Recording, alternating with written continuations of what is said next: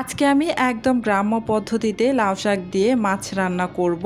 তো এখানে আমি কিছু রুই মাছের পেটি নিয়েছি। পেটিগুলোকে একদম ছোট ছোট করে টুকরো করে কেটে ধুয়ে পরিষ্কার করে নিয়েছি। এখানে আমি সামান্য একটু লবণ আর সামান্য একটু হলুদ আর মরিচের গুঁড়ো দিয়ে খুব ভালো করে কিন্তু মেখে নিচ্ছি। এই মাছগুলোকে আমি প্রথমেই ভেজে নেব, সেই জন্য লবণ হলুদ আর মরিচের গুঁড়ো দিয়ে মেখে নিলাম। এবার এগুলোকে একটা সাইডে রেখে দিয়ে এই একটি বাটির মধ্যে আমি কিছু আলু নিয়েছি, মানে একটি মিডিয়াম সাইজের আলুর খোসা ছাড়িয়ে তারপর এই যে টুকরো করে লম্বালম্বিভাবে কেটে ধুয়ে পরিষ্কার করে নিয়েছিলাম। এই আলুর মধ্যেও আমি সামান্য একটু লবণ হলুদ আর মরিচের গুঁড়ো দিয়ে মেখে তারপর একটা সাইডে রেখে দিলাম। এই আলুগুলোকেও ভেজে নিতে হবে। আর এখানে আমার হাতের মুঠোয় এক মুঠো শাক আমি নিয়ে নিয়েছি। এই শাকগুলোকে লাউ শাকগুলোকে চিকন চিকন করে কেটে নিয়েছিলাম। আর এই যে চলে আসলাম চুলায় একটা প্যান বসিয়ে দিয়ে প্যানের মধ্যে আমি এই যে লবণ হলুদ মরিচের গুঁড়ো মাখিয়ে রাখা মাছের পেটিগুলো দিয়ে না উল্টে পাল্টে ভালো করে মাছগুলোকে মুচমুচে করে কিন্তু ভেজে নিয়েছি। আমি একটু লাল লাল করে ভেজে নিয়েছি। এবার মাছগুলোকে একটা সাইডে রেখে দিয়ে এই তেলের মধ্যে আমি ভেজে নেব মশলা মাখিয়ে রাখা আলু যে রেখেছিলাম সেই আলুগুলোকে উল্টে পাল্টে লাল লাল করে একটু ভেজে নিয়েছি, দেখতেই পাচ্ছেন। আলুগুলোকেও আমি উঠিয়ে একটা সাইডে রেখে দিব। আর এই প্যানের মধ্যেই কিন্তু আমি দিয়ে দিচ্ছি মিডিয়াম সাইজের একটা পেঁয়াজ কুচি, সাথে দিয়ে দিচ্ছি আদা রসুনের পেস্ট 1 চা চামচ করে, মানে এখানে 1 চা চামচ হবে আদা আর 1 চা চামচ রসুন। এখানে আমি পর্যাপ্ত পরিমাণে তেল দিয়ে এই যে নাড়াচাড়া করে কিন্তু ভেজে নিচ্ছি।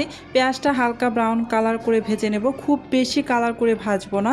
তো এই যে হালকা ব্রাউন কালার যখন চলে এসেছে তখন এখানে সামান্য একটু পানি দিয়ে দিলাম। তারপর স্বাদ অনুসারে লবণ, 1/2 চা চামচ পরিমাণ হলুদ গুঁড়ো, 1/2 চা চামচ মরিচের গুঁড়ো আর 1 চা চামচের 3 ভাগের 1 ভাগ জিরার গুঁড়ো দিয়ে তারপর নাড়াচাড়া করে মশলাটা কষিয়ে নিচ্ছি।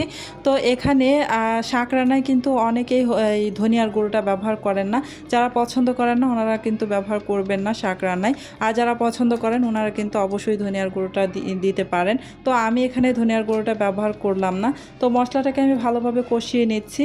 মশলা থেকে যখন এই যে তেলটা আলাদা হয়ে যাবে তখন আমি এখানে দিয়ে দিচ্ছি আগে থেকে ভেজে তুলে রাখা আলু। আমি লাল লাল করে আলুগুলোকে ভেজে নিয়েছিলাম। এভাবে আলু ভেজে যদি রান্না করেন তাহলে কিন্তু এই রান্নাটা খেতে খুবই মজা লাগে। তো আলুগুলো দেওয়ার পর সামান্য একটু নাড়াচাড়া করে নিয়ে তারপরে এখানে কিছু শাক দিয়ে দিলাম। আমি ধাপে ধাপে এখানে শাক দিয়ে নাড়াচাড়া করে নেব, একবারে কিন্তু সবগুলো শাক আমি দিব না। তো একবারে যদি সবগুলো শাক দিয়ে নাড়াচাড়া করে রান্না করতে চান তাহলে কিন্তু শাকগুলো কিন্তু দলা পেকে যেতে পারে। তো আমি এখানে অল্প অল্প করে শাক দিচ্ছি আর কিন্তু নেড়েচেড়ে মিশিয়ে নিচ্ছি। আপনারা দেখে কিন্তু নিশ্চয়ই বুঝতেই পারছেন। তো এখানে আমি ভালো করে নাড়াচাড়া করে শাকগুলোকে মিশিয়ে নিলাম। আর আমি এখানে অফ ক্যামেরায় সামান্য একটু পানি দিয়ে দিয়েছিলাম।